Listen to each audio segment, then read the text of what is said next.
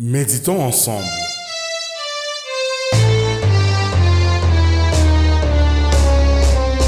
Bonjour et bienvenue dans Méditons ensemble.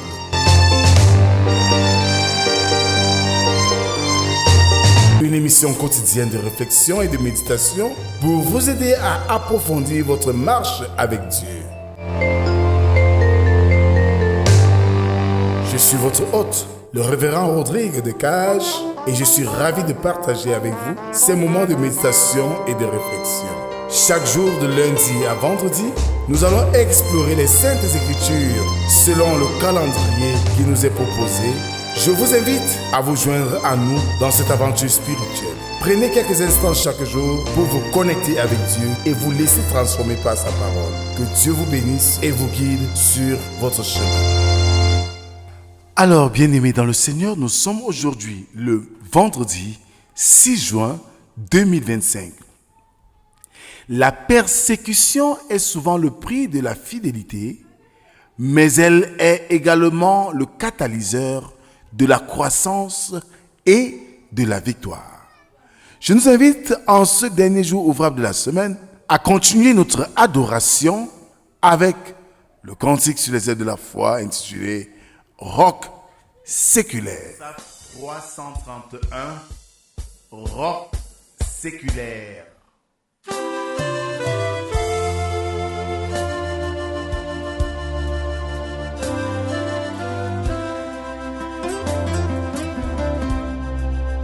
Roc séculaire,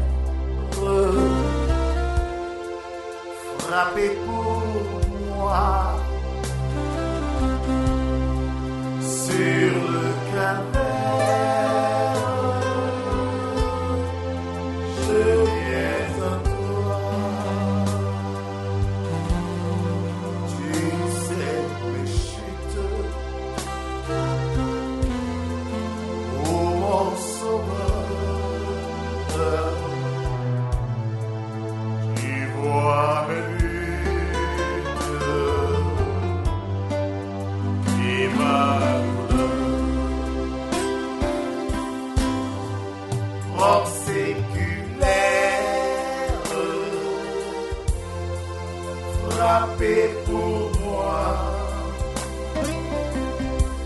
sur le calvaire, je viens à toi. Roc séculaire, frappez pour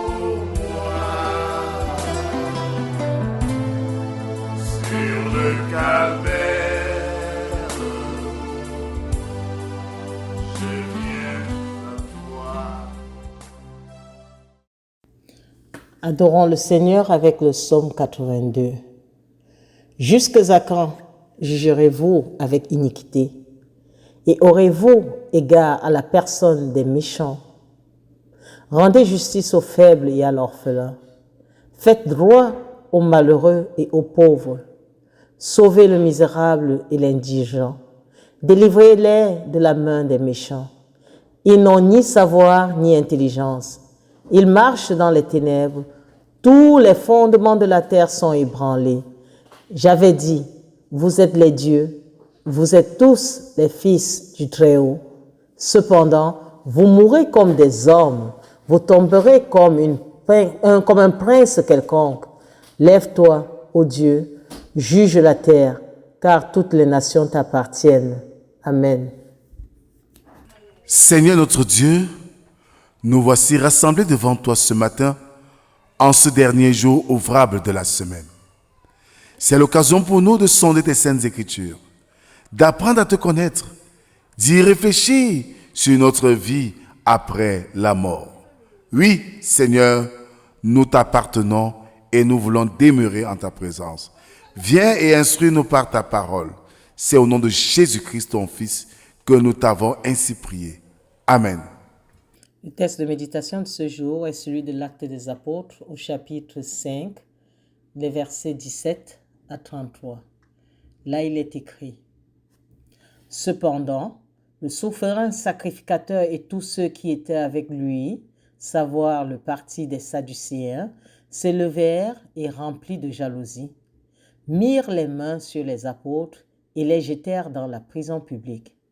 Mais un ange du Seigneur, ayant ouvert pendant la nuit les portes de la prison, les fit sortir et leur dit, « Allez, tenez-vous dans le temple et annoncez au peuple toutes les paroles de cette vie. » Ayant entendu cela, ils entrèrent dès le matin dans le temple et se mirent à enseigner.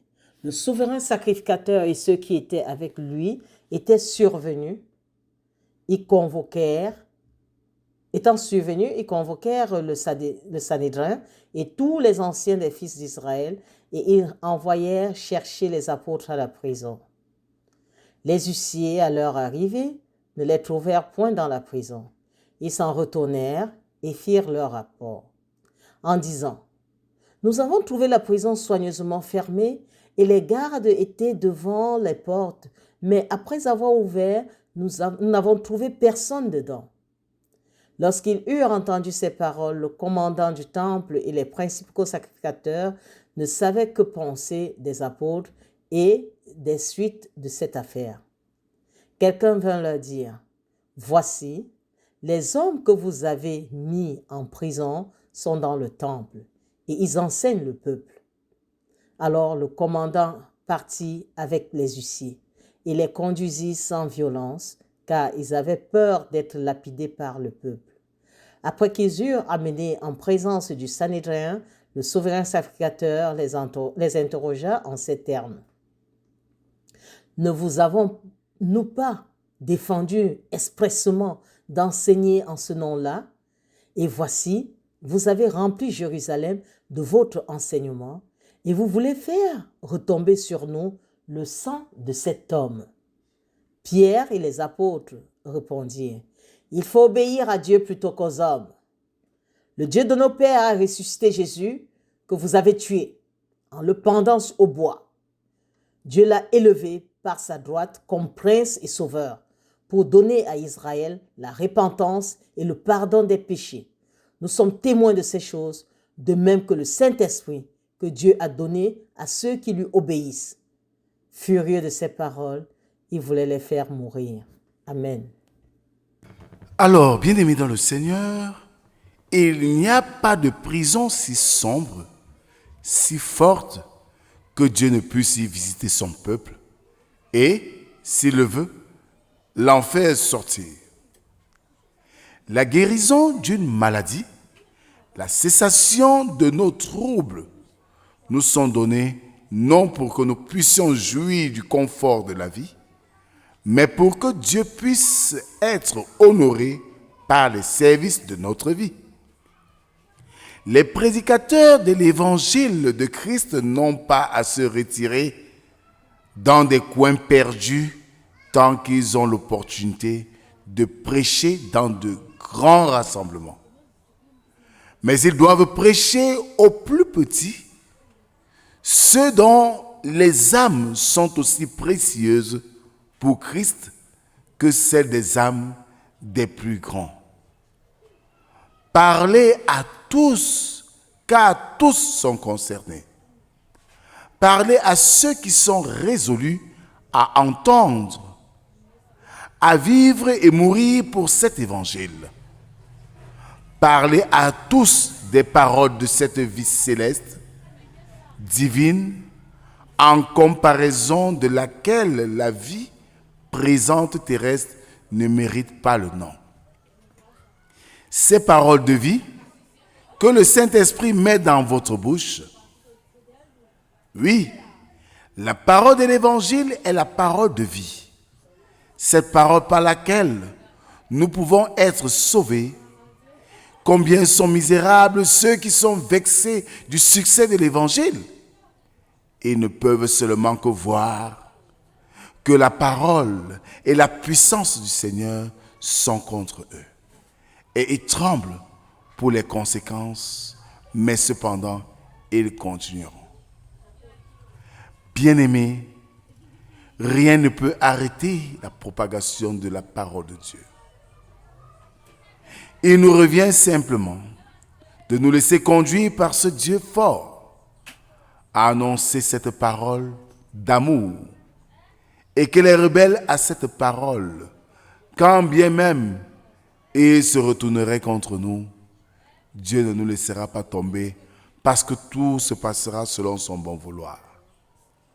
Amen. Merci Seigneur pour cette journée.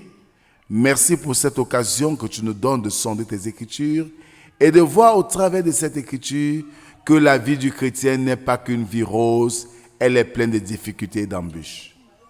Donne-nous de supporter et de garder la tête hors de l'eau, de faire confiance en Dieu tout entièrement. Père éternel, tu connais nos besoins, tu connais nos forces, tu connais nos faiblesses. Ne nous abandonne pas, Seigneur, soutiens-nous et fortifie-nous. En ce début de week-end qui va commencer dès demain, sois avec nous, Seigneur, dans tous nos mouvements. Protège-nous de tout danger et glorifie-toi dans nos vies.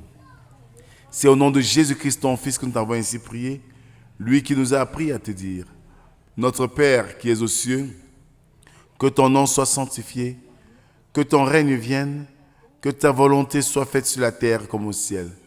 Donne-nous aujourd'hui notre pain de ce jour. Pardonne nos offenses, comme nous pardonnons aussi à ceux qui nous ont offensés. Ne nous soumets pas en tentation, mais délivre-nous du mal, car c'est à toi qu'appartiennent le règne, la puissance et la gloire pour les siècles des siècles. Amen. Alors, bien-aimés, sachons une chose. La mission du Seigneur reste sa mission. Et nous sommes des serviteurs inutiles à cette mission. Faisons-la avec joie et assurance. Et si les hommes se relevaient contre nous pendant cette mission, faisons confiance en Dieu, car il a le dernier mot en toutes circonstances. Que la grâce, la paix et l'amour de Dieu soient notre partage pour toujours et à jamais. Au nom du Père, du Fils et du Saint-Esprit. Un seul Dieu éternellement béni. Amen. Excellent week-end à tous et à lundi si Dieu le veut. Shalom.